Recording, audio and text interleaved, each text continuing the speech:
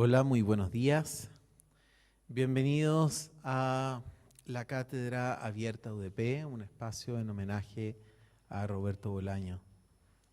Hoy día tenemos mucha suerte porque nos visita una autora múltiple y tremendamente inquieta, y en cada una de las aventuras que ha emprendido, sea ya en novela, ensayo, poesía y todas las combinaciones intermediales posibles, cada vez le ha dado justamente a la cabeza del clavo.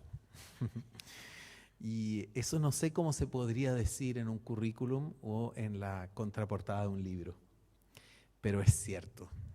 Allá arriba hay libros de la autora, algunos de Editorial Alquimia, otros de Caja Negra, y como siempre los invitamos a tentarse con los libros que están en venta. Y bueno, quisiéramos por supuesto antes agradecer al Ministerio de las Culturas, al Fondo del Libro, quien tiene la generosidad todos los años de poner a disposición de la cátedra el jurado más destacado. En este caso, jurado del Premio Neruda, que fue la razón por la cual vino María Negroni a Chile, y es la razón por la cual está sentada acá. Una de las razones, en realidad, porque la primera es la amistad, la queremos mucho. El centelleo de otros lugares. No puedo explicarlo muy bien ahora, pero cuando comencé a preparar esta breve presentación de María Negroni, por alguna razón terminé leyendo sobre María Sibila Merian. Se trata de una naturalista del 1600, una mujer adelantada para su época, dibujante, inquieta, gran observadora que se aburre de su matrimonio y abandona Inglaterra para instalarse en Ámsterdam como ilustradora botánica. Allí pasa varios años dibujando las diferentes especies que exploradores y mercaderes traen de vuelta de América. Trataba de darle vida a esas flores lánguidas que llegaban a sus manos después de haber sido arrancadas hace meses en América. A los 52 años, imagínense ustedes qué significa ser mujer de esa edad en el 1600. Ella toma a sus 2 hijas y se traslada a la selva de Surinam. Recorrió la selva por 2 años, observando, tomando notas. Una vez concluido su viaje, vuelve a Ámsterdam a producir un hermoso libro en el que retrata la vida salvaje con una especial atención a los insectos. Entonces, una época llena de supersticiones, se pensaba que estos eran una creación del diablo, que solo podían nacer en la carne podrida. Fijarse en estos seres endemoniados fue muy osado de su parte, pero ella puso atención al ciclo de la vida completa, a animales reproduciéndose, huevos de araña encima de la araña, insectos alimentándose unos de otros, yacarés luchando con serpientes del coral. Su ojo atento y su interés tan diverso logró capturar artística como científicamente la abundancia de la selva. Su obra, sin embargo, ha permanecido inclasificable, pues no es reclamada como suya ni por la botánica o la zoología, mientras que las artes no terminan por comprender esa migración de géneros que ella propone en sus acuarelas. Ahí está. Esa es la palabra, migración. Por eso llegué a María Sibila Merian cuando en realidad quería hablar de María Negroni, justamente por esa capacidad de instalar su escritura como un puente entre géneros y medios. No podría decir que su interés como autora esté circunscrito a bichos o a criaturas endemoniadas, pero sí, desde el ensayo, desde su poesía, su novela, el poema dramático y también libro infantil, ella ha ensayado un ojo prolífico que se fija en lo que los demás descartan. Además, ese gesto de migrar para expandir su obra, para salir de un circuito y descubrir la vida natural de primera mano, en algo se parece a María Negroni. No quiero decir que Nueva York o que Buenos Aires sean una selva, pero sí, hoy y siempre también, salir del propio país es una forma de encontrarse con la lengua. Salir de una tradición rica, pero que se mira solo a sí misma. Viajar, entonces, es distanciarse para acercarse de otro modo, renovar la mirada. Hace 2 años, en una entrevista con Daniel Gijena en La Nación, María Negroni distinguió entre estas 2 ciudades de una forma que me llamó mucho la atención. Habla de sus hallazgos. Dice que la misma ciudad es el hallazgo. Y ahora cito: la ciudad es una especie inagotable de imágenes y allí, en Nueva York, siempre tuve una sensación muy rara que en Buenos Aires no me pasa. Acá hay muchas cosas en el ámbito cultural, es una ciudad muy viva, pero allá podías ir a ver algo al teatro que te volaba la cabeza, pero salías del teatro y veías que la sociedad iba adelante del arte. Acá no. Tengo un recuerdo de haber visto en los años 80 en Buenos Aires una obra de Tadeusz Kantor en el San Martín, en la que hablaban polaco, algo extraordinario. Uno salía del teatro y la sociedad se hallaba atrás de esa obra. En Nueva York no tenía esa sensación. Ese es el punto de unión que seguramente yo vi entre María Sibila Marí y María Negroni. Ambas sienten la necesidad de desplazarse para vivir por delante del arte. No esperar a que los mercaderes le traigan insectos atravesados por agujas o flores mustias para pintar. Pero en ese desplazamiento, ambas, la artista del 1600 y nuestra invitada de hoy, la artista del 2019, quedan con una suerte de extrañamiento. Buscar el lugar donde la vida se sitúe por delante del arte significa también asumir una opción en que la no pertenencia es constante. Ya nunca más se pertenece en forma total, porque se asume que el sacrificio que se exige es la ceguera parcial. Ese modo de no pertenencia es también un modo leve de orfandad, que como toda orfandad, aunque se haya asumido, aunque se le haya transformado en un motor de vida, aún así es una herida. Y lo interesante es que toda herida exige compensación. En buena hora, creo que la de María Negroni es la abundancia, el ser prolífica. Digamos en otros términos, como hablamos de orfandad por extrañamiento, que la compensación es una obra vasta en forma de un gran mapa. A este tipo de orfandad del lugar se le compensa entonces con el centelleo caleidoscópico de otros lugares, que es como George Didi Huberman describe al Atlas portátil.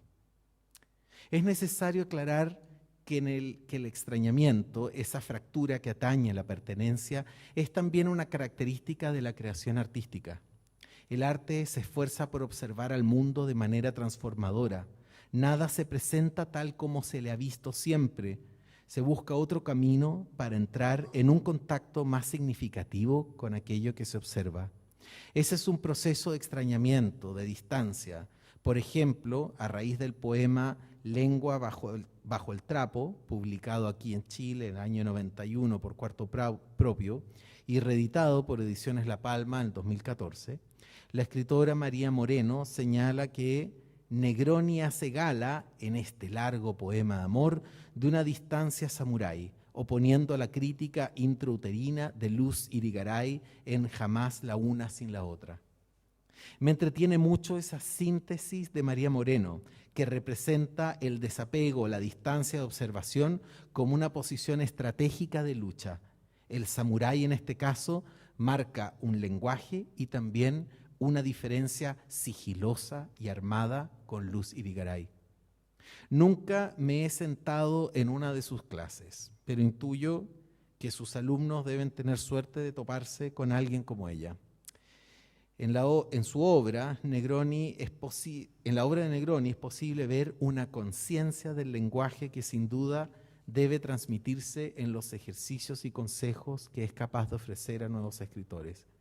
Imagino sus alumnos en el Magíster de Escritura Creativa del UNTREV, programa que ella dirige, así como sus alumnos de la Universidad de Nueva York o los del Sarah Lawrence College, siendo empujados por ella hacia la autonomía y a la exploración. Ese es quizás el mejor regalo que le puede hacer una persona a otra, más aún si se trata de individuos que buscan una voz para transformarse en autores. Porque en el caso de la creación artística, esa autonomía es un estado de conciencia. Materialmente es muy lento llegar a una autonomía, por lo general se llega por medio de un trabajo de día y una vida de autor después de horas. Es un estado de conciencia porque esa autonomía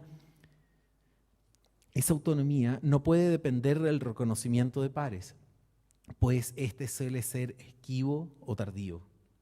La autonomía justamente depende de una conciencia.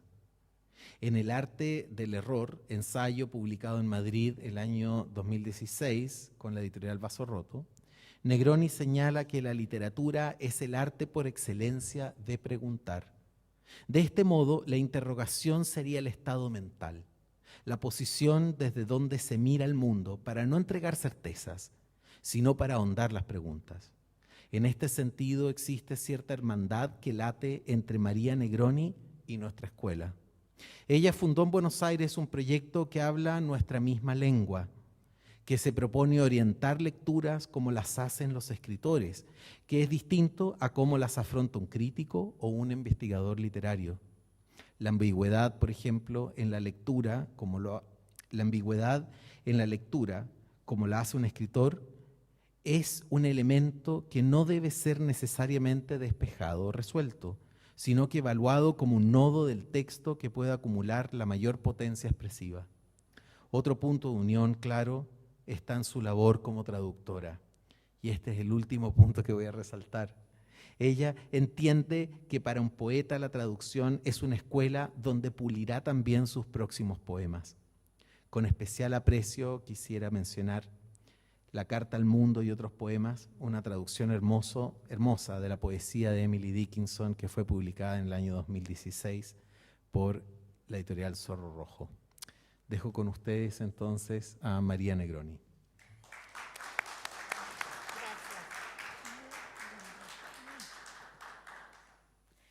Bueno, buenos días, ¿se escucha? Sí. Sí. Bueno, primero quiero agradecer mucho la invitación a esta cátedra que conozco y sigo desde hace tiempo y también decir que me siento muy feliz porque estuve ya aquí hace unos 3 años en oportunidad de un trámite así más administrativo, ¿no? Del reconocimiento, de legalización, no recuerdo los términos burocráticos de la carrera, y ahí conocí a Cecilia, a Rodrigo, a Álvaro, a Guido, y bueno, es un placer volver a verlos. Bueno, y quería decir también que siempre me conmueve ver o sentir los descubrimientos casuales o las coincidencias, entre comillas, casuales, porque ayer por la tarde estuvimos con Guido Arroyo y con Mariano Tacchi en una librería y yo dije, de hecho, compré un libro de historia natural, porque estoy trabajando en un libro, o sea, el hecho de que él haya empezado o elegido a esta mujer a quien conozco y admiro para presentarme, me parece de una especie de como si lo hubiéramos arreglado. Estamos conectados. Estamos conectadísimos, sí.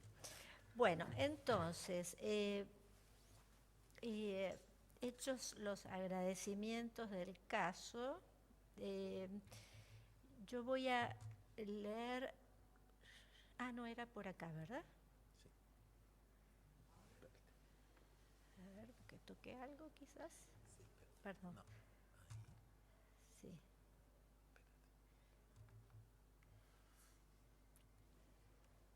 Siempre sucede. Sí, siempre ocurre. Ahí está. Ellos ven nada más que eso, ¿verdad? Espérate, déjame ponerte la...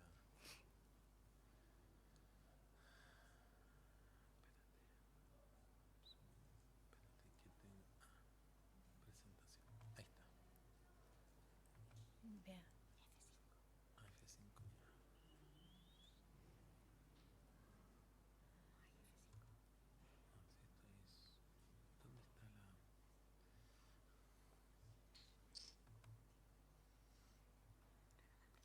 Sí, eso es lo que estaba viendo. Mira, reanudar. Espérate.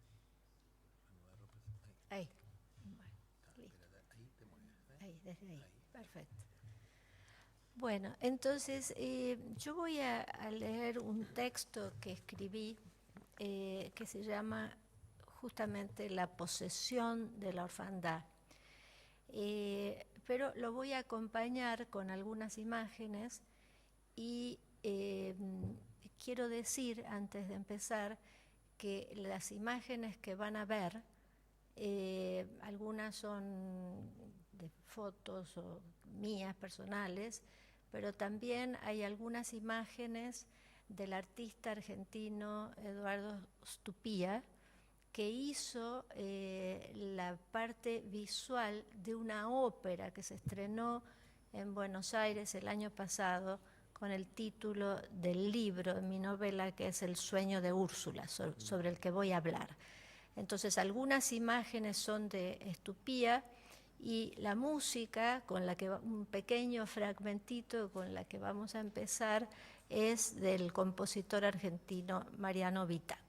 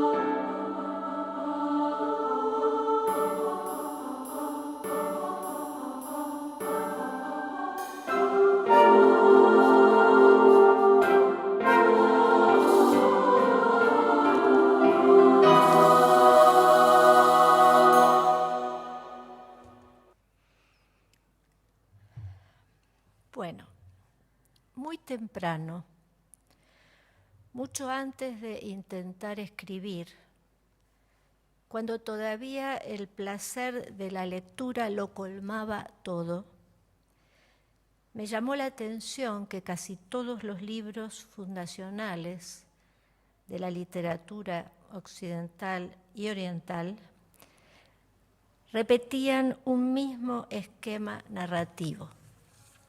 En ellos, un héroe, indefectiblemente masculino, se embarcaba en un viaje saturado de riesgos, enfrentaba aventuras y pruebas, y al final desembocaba en un conocimiento difícil.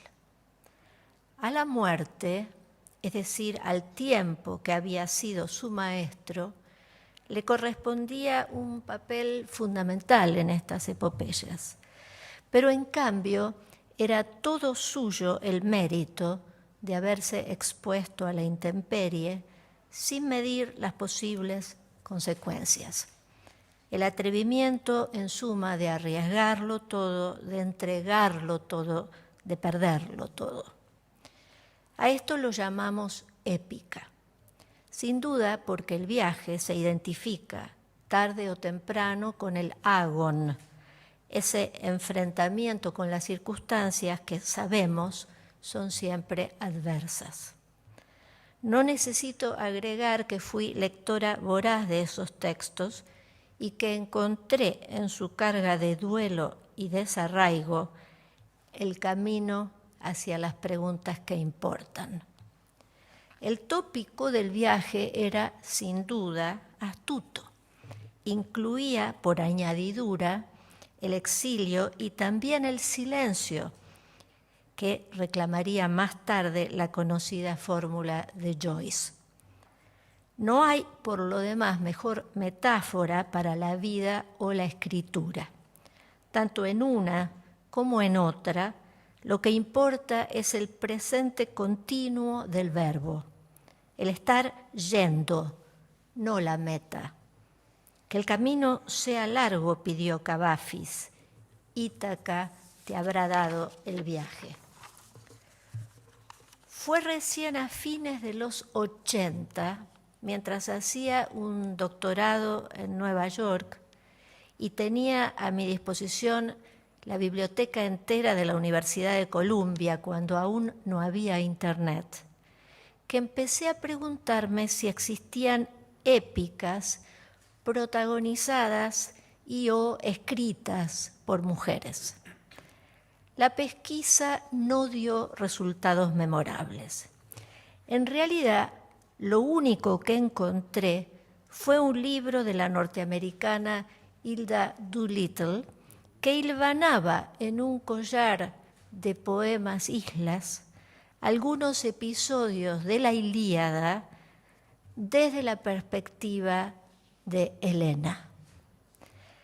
La existencia de ese libro, titulado Helena en Egipto, pero que H.D., como se hacía llamar, llamaba sus cantos, en obvia competencia con Pound, que había sido su primer novio y la había abandonado, entre paréntesis, me entusiasmó de tal modo que lo traduje enseguida para una editorial venezolana. Años más tarde, tuve yo misma el descaro de incursionar en esos territorios con mi libro Islandia. Se sabe que Islandia, como espacio de insumisión y caldero de sagas y poetas, pertenece hoy de algún modo a la tradición argentina, gracias a la literatura de Borges. También que todo empezó cuando un puñado de noruegos prefirió lanzarse al mar, a la intemperie y al cansancio, con tal de no someterse a Harald, el de la cabellera hermosa, que pretendía unificar el reino. En ese universo huérfano o Ultima Thule, instalé una ambigüedad, una suerte de enfrentamiento en sordina entre dos voces bien diferenciadas. Una grave, trágica y distante que reescribe en prosa el gesto indócil de esos hombres, y otra escrita en verso, plagada de arcaísmos, plagios e insolencias, que, perpetrando una suerte de glosa irónica y desentonada, deja surgir la voz de un sujeto femenino contemporáneo. No necesito aclarar que ese dúo tonal era también un duelo por la tenencia del lenguaje y una pregunta sobre la pertinencia, posibilidad y riesgos que conlleva para lo femenino dejar atrás la intimidad para exponerse a las tarimas del poder, la historia y la violencia. Salí de la escritura de ese libro felizmente confundida.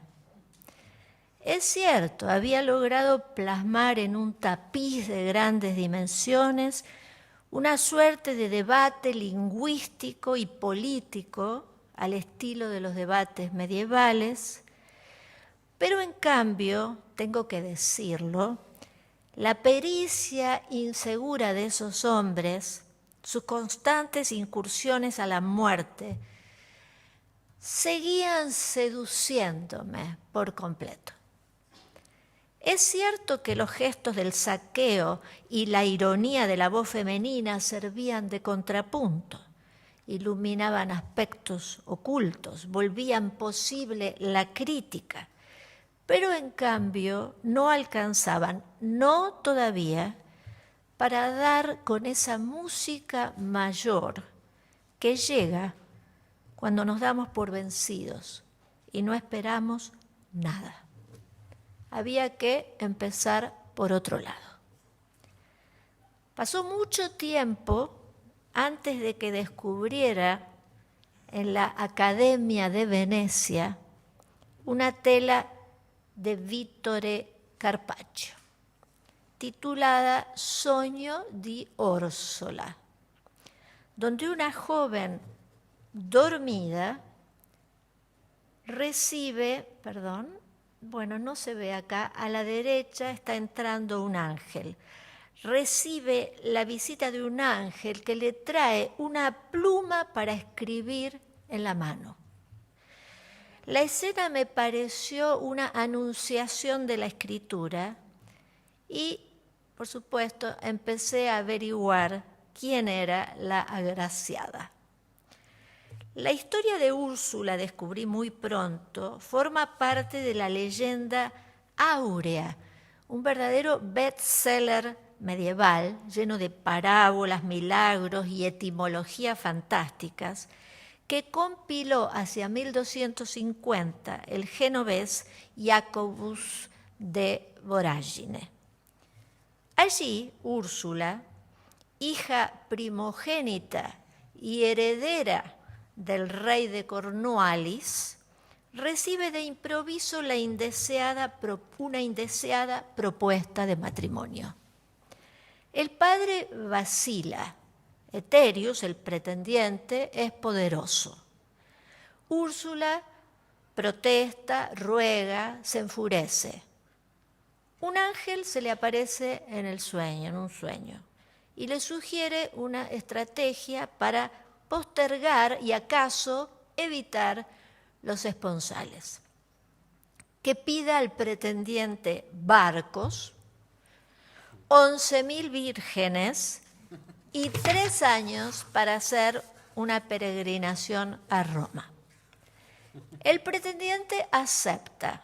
Úrsula junta naves, provisiones, y una vez que tiene con ella a las mujeres, pone en marcha el cortejo de barcos, remonta el Rin, hace escala en Colonia, Bingen, Basilea, cruza los Alpes con las vírgenes a pie, se hace bautizar en Roma y emprende el viaje de regreso. Estas son otras imágenes, en este caso de Memling, de la Anunciación a Úrsula. Esta es Úrsula con las mujeres, varias representaciones, otra vez como protegiéndolas con su manto. Esto es Carpaccio, otra vez, fragmentos de Carpaccio. Esta es la insignia de Úrsula. Las mujeres, los barcos, mapas antiguos, en este caso de la ciudad de Colonia, distintas representaciones. ya es la llegada a Roma, cuando la recibe el Papa, la bautiza, y ya entonces viene el final, que es al entrar por segunda vez en el viaje de regreso, esta vez en Colonia, la interceptan las huestes de Atila. Ese día la masacre se adueña del paisaje. Mueren todas.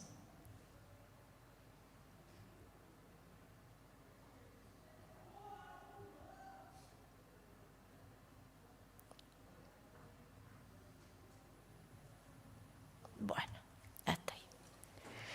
No lo pensé demasiado. Úrsula no era en la leyenda áurea la única mujer, pero sí la única viajera. Contaba a mi favor con varios ciclos pictóricos, el de Carpaccio y el de Memling, por ejemplo, con numerosas versiones, todas contradictorias, anacrónicas e inverosímiles. ¿A quién se le podía ocurrir un viaje de mujeres solas en épocas en que la noche era regida por lobos no solo humanos? Y sobre todo, con la dicha de saber que ese viaje atónito y maravilloso inspiraría siglos más tarde a la gran mística y compositora alemana Hildegard de Bingen. ¿Me tomé demasiadas libertades? Puede ser. En mi relato, las mujeres que acompañan a Úrsula no son vírgenes. Tampoco son 11.000, apenas 11. Cada una trae su pequeño cargamento de horror y de culpa, de afrenta pasada y temor futuro, de ambición y decepción estética, amorosa y política, y se lo entrega a Úrsula para que ella teja con eso algo parecido a un signo. ¿Quién sabe si logran persistir en el desorden y tolerar su propia noche? Tal vez puedan poseer, no padecer, la orfandad que las consume. Como si armaran un friso, cada una de esas mujeres dice su parlamento.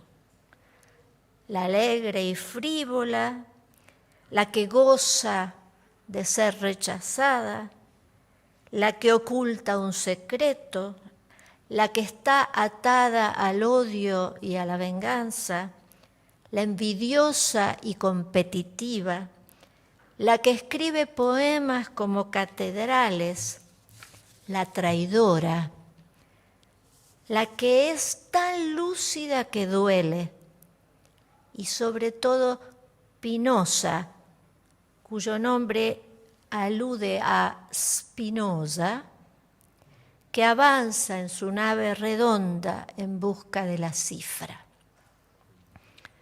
Entonces dice Úrsula, no hago más que hacer planes para mi demencia. ¿Por qué la ausencia es voluptuosa? Y después calla o delira, o tal vez baja a las criptas de algún monasterio y reza, como quien dice, Dios es esta desaparición. Cosas así. Úrsula, digamos, realiza su propia catábasis. La navegación es su descenso. No es Eterius de quien huye, al menos no tan solo. Eterius es un signo. Ha llegado para enfrentarla a un enigma, el más difícil, el que cifra su propia vida. Durante el viaje, el pretendiente no ha dejado de escribirle cartas. Confía en mí, le dice. no es un suntuoso maritagium lo que yo quiero darte. O bien, Úrsula, estás en mí y no estás en mí. Me ausento y el deseo me persigue. Me acerco y no me curo. La noche larga me impacienta tanto como la breve. Estoy cansado de no ser, por eso navego al revés. Me guían tus pasos asustados. No temas, juntos aprenderemos a vivir. Ojalá me tuvieras encerrado. Son cartas excesivas, amorosas. Y en ese vaivén que el viaje instala, en esa conversación callada entre distancia y deseo, Úrsula vacila. Empieza a buscar a Etéreos por el río, a buscar eso humano y más que humano que podría rescatarla. El amor, escribió María Zambrano, es el agente de destrucción más poderoso que existe, porque al descubrir la inadecuación y a veces la inanidad de su objeto, deja libre un vacío, una nada aterradora. Y al destruir de ese modo como fuego que depura, da nacimiento a la conciencia y exige en realidad hacer del propio ser una ofrenda. Privilegio paradójico el amor. Todo lo da, todo lo quiere. Por eso Úrsula, también ella hija absoluta y novia imposible como Antígona o Ifigenia, se dirige como una sombra diáfana, tan diáfana que carece de imagen, al centro del ser, donde la espera una suerte de reconocimiento o anagnórisis. Más cerca del quedeme y olvideme de San Juan de la Cruz, la épica femenina tiene, si se quiere, un atributo único, la desnudez. De ese modo abre un tiempo y un espacio de germinación que a partir de un silencio hermético encuentra su palabra muda. Y con esa palabra que gira hacia adentro, e incluso más adentro del adentro, inaugura una posición de escucha, donde tal vez sea posible formular la pregunta por el sufrimiento y su sentido, por la inasibilidad de lo real y en última instancia por nuestra condición efímera. Como dice Spinoza, completamente ida Úrsula, completamente abierta, amada en el amado anima mundi. Que luego esa impronta alcance para derribar los muros de la razón, los archivos del poder, las mayúsculas del día y sus violencias, es secundario. Está en juego algo mucho más grande, la posibilidad de abrirse a una mínima promesa de vida verdadera. Una última observación. También la poesía, de más está decirlo, se para ante el mundo así. También postula el asombro y la perplejidad como caminos y se opone, por definición, a cualquier variante del autoritarismo, empezando por el lenguaje mismo. Me olvidé de las imágenes.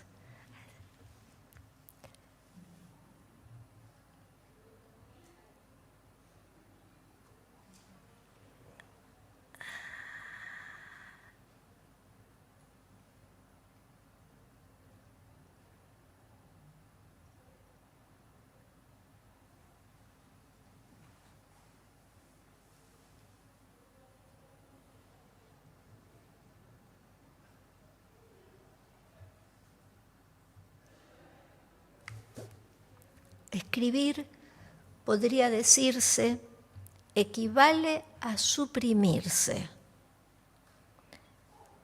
en el sentido más desesperado. Saber que el poema no sirve para nada, pero aparte de eso es una casa o un aula o un cofre que, como una clavis universalis, incluye la dialéctica, la eterna imagen del amado, la posibilidad de perder la propia vida y cualquier otro enigma memorable. Desde la publicación de Islandia y El sueño de Úrsula, 1998, hasta hoy pasaron más de 20 años. En ese lapso viví, escribí muchos libros, dejé de lado la pregunta por la épica femenina, o acaso más bien comprendí que las sagas masculinas me seducían porque los héroes, incluso proyectados contra los grandes telones del prestigio, el coraje y la astucia, eran vulnerables y también fracasaban. Y ese fracaso era hermoso y traía en las manos un don. A eso le llamaba yo la música mayor, a ese enfrentamiento que no ocurría en las batallas, sino en la más ardua soledad, cuando la pregunta por la existencia y el sentido nos acucia y nos sume en el pavor y el desconcierto. Podría incluso complejizar aún más la discusión, proponiendo una hipótesis del todo imprudente, que la literatura y el arte en general son intrínsecamente femeninos.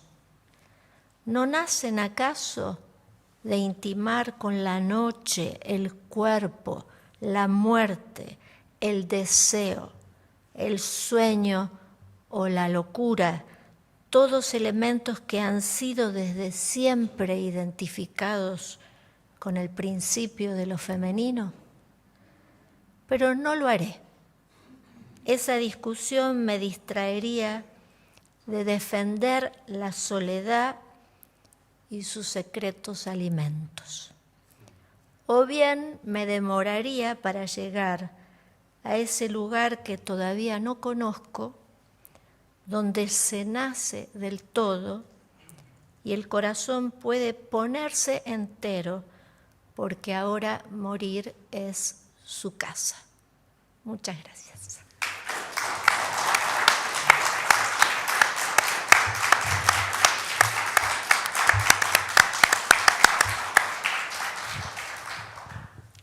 Muchas gracias, María.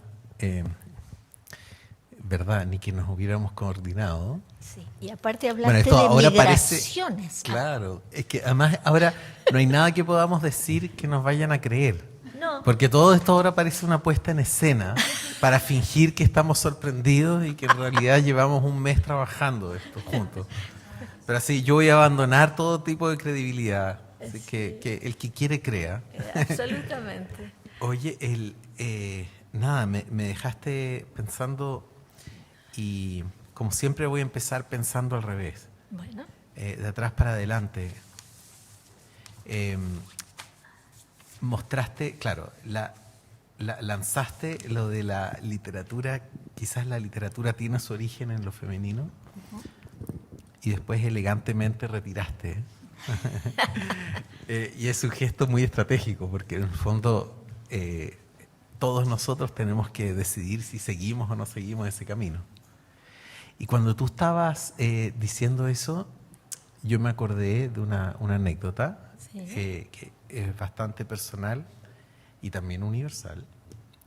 La parte personal sucede en Perú, en Lima, a principios de los años 70. Una señora que tiene los ojos color turquesa, muy llamativos, va al hospital a tener su hijo. Y una vez que ya termina el parto, viene una enfermera y le inyecta una sustancia para que la leche nunca baje, sin preguntarle. Y la explicación es por sus ojos color turquesa. Porque una señora con esos ojos no da de mamar. Porque los pechos tienen que mantenerse en el lugar donde está y descender con el tiempo y la gravedad y no con la leche, que para eso están las nodrizas. Esa señora es mi madre, yo soy el infante ahí, y esta era una broma que yo siempre mantuve con mi madre durante mucho tiempo. Me dije, perfecto, entonces, ¿por qué no tuve yo una nodriza? Claro. Claro, porque en el fondo este era un bolsillo del siglo XVII que estaba inserto en el siglo XX. Sí. Ahí, un bolsillo del siglo XVII que estaba en esa clínica en ese minuto. Entonces yo exigía mi parte del siglo XVII, una nodriza. Entonces yo le decía, yo me imaginaba una nodriza, bueno, no vamos a entrar en esa parte porque ahí me peligra mi contrato en esta universidad, si es que entro en esos detalles, por cierto. Pero me imaginaba una nodriza, dejémoslo ahí. Sí. Y por supuesto, y con el tiempo empecé a acumular más argumentos. Sí. Y cuando llegué al 1200 a Dante y el Tratado de la Lengua Vulgar, ahí me doy cuenta que, claro, que en el fondo el derecho del lactante es también el derecho a una lengua y es el derecho a la expresión literaria, porque como lo dice Dante, todo verdadero escritor debe componer su literatura en la lengua en la cual bebió la leche. Entonces, justamente ahí el lenguaje, pero el lenguaje literario, ese que es capaz de conectar la razón con los sentimientos, es el lenguaje que se transmite por la leche. Entonces ahí está la anécdota, digamos, del don como regalo de la literatura, que efectivamente viene desde la mujer. O sea que tu madre era peruana. No, mi madre tenía los ojos turquesas. No, pero ¿no dijiste que fue en Lima? Sí, pero era por casualidad que estábamos ahí. Ah, bueno. Casualidad. Y claro, sí. Y era algo que las mujeres blancas de Perú en ese minuto aceptaban. Sí. No había llegado ahí, sí. digamos, el movimiento por... Sí. Quizás porque todo tiene un contexto, ¿no es cierto? Como tú te ves obligado a decir, bueno, esto pasó en un contexto determinado y demás. Yo creo que mi preocupación con la cuestión de la escritura, si existe, con la pregunta de ¿existe una escritura femenina? Tiene que ver con un contexto, porque esa era la pregunta que circulaba y se discutía en la época en que yo estaba en Nueva York haciendo estas averiguaciones. Entonces, a mí siempre me pareció que era una pregunta tramposa, que no, digamos, que plantear, ¿no? Porque te acuerdas, yo no sé si se recuerdas, pero toda la idea de que había una escritura femenina y que la escritura femenina era la que donde aparecía más explícitamente la cuestión del tiempo, y después se decían cosas del cuerpo, no sé qué dije. Y también se decían cosas terroríficas, como por ejemplo de negar que Marguerite Yourcenar fuera una escritora mujer, porque en realidad estaba identificada con el padre, o sea, cosas así de una demencia absoluta.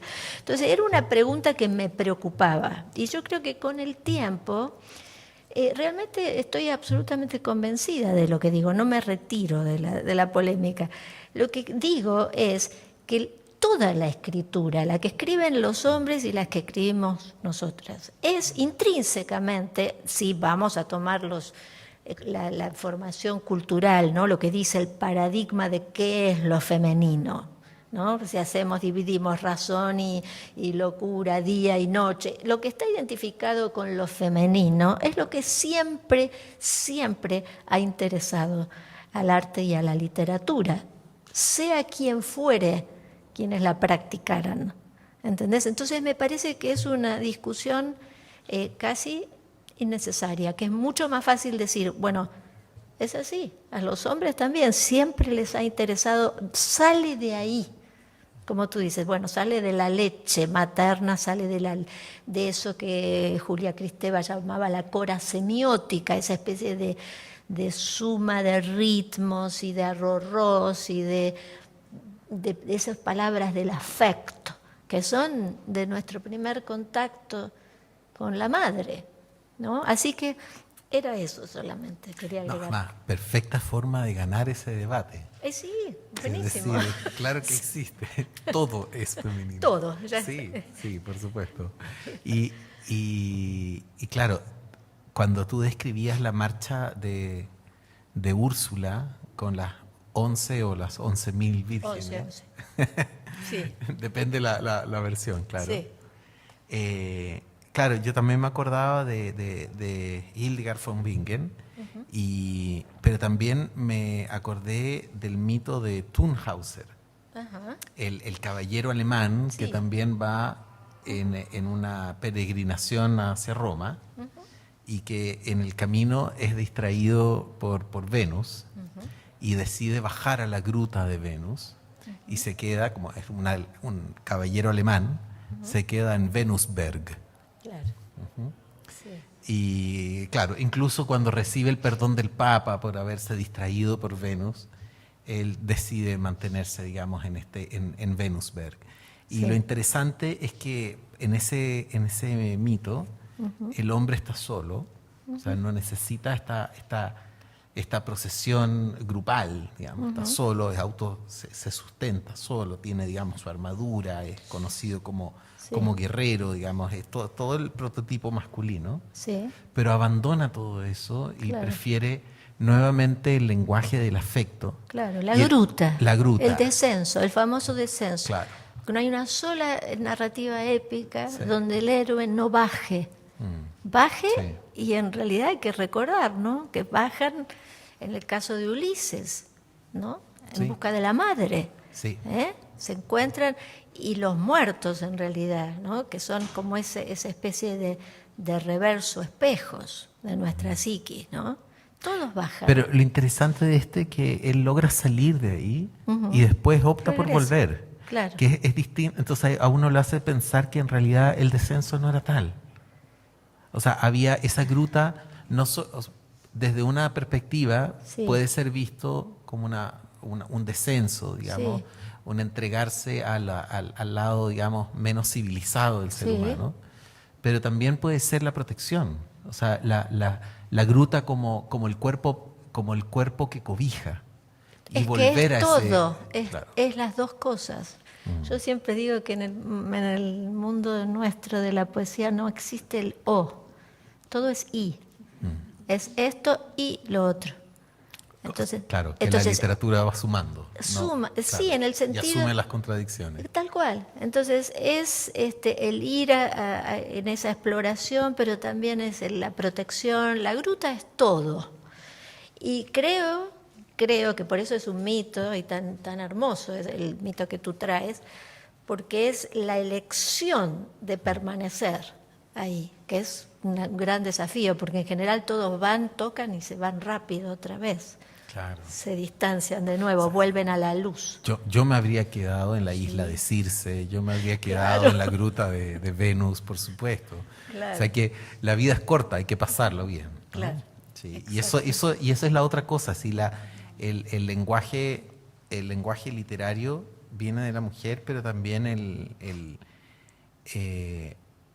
la conexión también con el goce, con el goce inmediato, con el presente, y eso hay que celebrarlo. Y la otra cosa, cuando tú hablabas de que en el fondo Úrsula no estaba huyendo del matrimonio, no estaba huyendo del compromiso familiar, pero sí estaba huyendo de un vacío, de una angustia. Corrijo un poquito. No, Úrsula sí huye del matrimonio. Ella se consideraba, era la hija primogénita, era la heredera del reino y quería reinar. Entonces no quiere, o sea, sí huye del matrimonio. Perfecto. Lo que pasa es que eso es lo que a mí me enganchaba de la historia, porque en el transcurso del viaje, como en todo viaje, uno descubre cosas. Las cuestiones se empiezan a poner más complejas, a tener lados, aparecen lados que uno no había previsto. Entonces, en el acto de huir, ella se empieza a interesar en la figura de este perseguidor, que es el pretendiente. Entonces empieza, en realidad, todo el conflicto de Úrsula es un conflicto entre su autonomía como reina, como autosuficiente y el amor, que creo que sigue siendo, esto ya no sé, ¿no? Pero sé que esto se está grabando y quedará grabado para siempre, pero sí, creo que sigue siendo una disyuntiva, un conflicto todavía para las mujeres creadoras. Sí, no, y yo estoy dispuesto a... Sí. Yo pongo las manos en ese fuego. Hay un micrófono acá para la participación del público. Es un conflicto porque hay una... A ver, siempre es un conflicto, me parece a mí, hay como dos planos de la pregunta. Hay un conflicto, en primer lugar, para cualquier creador con la integración de todos los elementos de la vida. Porque la escritura o el arte, me parece a mí, piden, reclaman, exigen como muchos espacios de una soledad inexpugnable. Yo siempre pongo el ejemplo de este escritor norteamericano, El cazador oculto, Salinger, que se había construido, o sea, se había ido, en primer lugar, se había ido a Nueva York, al norte de Boston, por ahí arriba, y se había construido una especie de fortaleza. Entonces, estaba casado, tenía hijos, pero digamos, era una casa donde tenía, como si les dijera, 2 murallas que nadie podía pasar, y después adentro de la casa había un jardín y él se había construido otra casa a la cual no tenía acceso nadie, ni los hijos ni la mujer, creo que al perro dejaba entrar. Otro que igual es Jules Verne. Hay muchos casos que se sabe que en la vida van imponiendo como estos casi retiros, lugares, porque no existe la creación en el medio del mundanal ruido, es imposible. Eso dificulta la cotidianeidad, todos los aspectos que tenemos como seres humanos, ¿no es cierto? Y roles. Tenemos roles afectivos con la familia, con los padres, con los hermanos, con una pareja, con los hijos, con los nietos, con los alumnos, en fin, uno tiene infinidad de roles. Eso es complicado. Es complicado. Para una mujer, me atrevería a decir que por lo menos hasta la generación de mi madre y la mía, no sé cómo seguirá, pero me parece que es un poco más difícil abrir ese espacio de soledad creativa, me parece, que para los hombres. Todavía hoy, no, va a cambiar, pero hay como ciertas obligaciones, responsabilidades que siguen siendo prioritariamente de nosotras, como madres, en fin, a eso me refiero. No sé si, yo no alcanzo a ver desde acá si se elevan manos, pero supongo que deben haber por lo menos 15 manos alzadas. Allá hay alguien.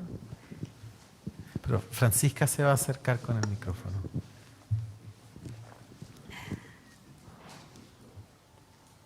Muchas gracias. Sí, hola. Sí, me costó seguir tu argumento sobre el origen femenino de la literatura, porque nunca se me había ocurrido que el sueño y la locura y esas cosas fueran especialmente femeninos. ¿Podrías decir un poco más sobre eso? Sí, esto no está escrito en piedra, es una, dentro de la, digamos que en la cultura hay una cierta adscripción de cosas, ¿no? Porque son como paradigmas así culturales. Entonces, hay como posiciones, somos una cultura binaria, ¿no? Entonces tenemos el día, la noche, la razón, la locura, o la razón y el cuerpo. Dentro de este lado, ¿sí?, que entraría, digamos, la noche, el deseo, todo lo que no es racional, luminoso y ordenado, ¿sí? Esos principios, esos impulsos han sido culturalmente adscriptos o imputados a lo femenino, y en general se los ha perseguido bastante. O sea, si uno piensa el cuerpo, el deseo, la locura, todo eso en general se ha personificado, ¿no?, lo demoníaco en las mujeres. ¿No sería más bien, por ejemplo, que la disyuntiva más bien entre la razón y el instinto, y que la locura, por ejemplo, es una especie de perversión de la razón, más que otra cosa? Por supuesto, eso se puede, sí, por supuesto. Todo, sí. ¿Te acuerdas cuando de lo que decía Goya, ¿no? Los sueños de la razón engendran monstruos. O sea, obvio, la locura es una perversión de la razón, pero digamos que cuando los discursos racionales en general son discursos ordenados que intentan clasificar el mundo, categorizar las cuestiones, se ven todo en la arquitectura, pero lo que yo digo es que el arte, basta mirar, qué sé yo, los grabados de Piranesi, ¿no?, donde de repente la arquitectura se enloquece. Entonces, lo que yo digo es, ahí ya no se podría hablar del paradigma masculino. No importa que lo haga un hombre o una mujer, no interesa eso. Eso es otro problema. Por eso digo, me gusta plantearlo desde el lado de la creación, no de la recepción o qué pasa con el trabajo de hombres y mujeres. Eso es otra cosa. Digamos que cualquier creador masculino está instalado casi por default en esa columna, porque de ahí saca todo. Eso es lo que digo, nada más. Muchas gracias. Quizás habría que distinguir entre la obra y el sueño y la locura, que sin duda pueden ser uno de los ingredientes, pero también el sueño y la locura son ingredientes de otras creaciones que no son creaciones artísticas. Y lo interesante, al menos lo que yo entendí de tu exposición, es que lo femenino es aquello que le dota un lenguaje que le permite convertirse en obra. Es el vocabulario que le permite ordenar en forma de obra artística esa comunicación con el cuerpo, con el sueño o con la locura. Porque si la locura la vemos es una razón también sin su contexto cultural. Claro. Y la que la transforma en obra es un vocabulario especial, un vocabulario que viene, a mi juicio, que permite, digamos, alinear alinearse más allá de la razón, como integrar. Sí, a ver, este es un tema muy complejo, el que estamos tocando, es una puntita de un iceberg, ¿no? Tú mencionaste la palabra obra, y es muy interesante porque es cierto que la creación parte de esa especie de magma, ¿no es cierto? Pero que si el artista lo logra, eso se transforma en una obra que vuelve a ser algo ordenado. Sí. ¿Se entiende? Es como, Sí. es muy paradójico todo esto. De hecho, recuerdo cuando, creo que Joyce tiene una entrevista con Jung y le dice, ¿por qué mi hija que hace las mismas cosas que con el lenguaje que yo, no puedes transformarse en un artista? Y Jung le dice, bueno, porque donde usted nada, su hija se ahoga, ¿no? Entonces hay como, ahora, ¿qué pasa? Uno sale de esa confusión creativa, porque es una cosa, cuando decimos un magma, es una cosa que está llena de peligro, de fuego, pero también de potencial, de posibilidades. Entonces, uno sale, si todo más o menos va bien y hay como cierta fortuna, digamos, aparece al final la obra. Ahora, uno diría, ¿ya está? No, no está, porque para cualquier artista esa obra significa un, ¿cómo diríamos?, un peldaño. O sea, es como si fuera Sísifo llevando la piedra allí. La logró llevar, la logró transformar en una obra. Y en el momento que la deposita ahí, la piedra se cae. Entonces, es como esa especie de logro, que es un logro precarísimo, muy precario, que por un lado uno podría decir, qué horror, ¿no? Hay que empezar de nuevo. Por otro lado, es ese fracaso, digamos, fracaso entre comillas, porque es el fracaso de vivir con la producción, ¿no? Hay como una producción, algo que se concreta, pero que nos deja todavía hambrientos. Entonces, eso es otra vez el deseo, que empieza a funcionar de nuevo y nos ayuda a volver a escribir. Si no, se terminaría la obra. Entonces, el proceso de la creación, ese es un tema en sí, ¿no?, enorme, muy rico, muy complejo.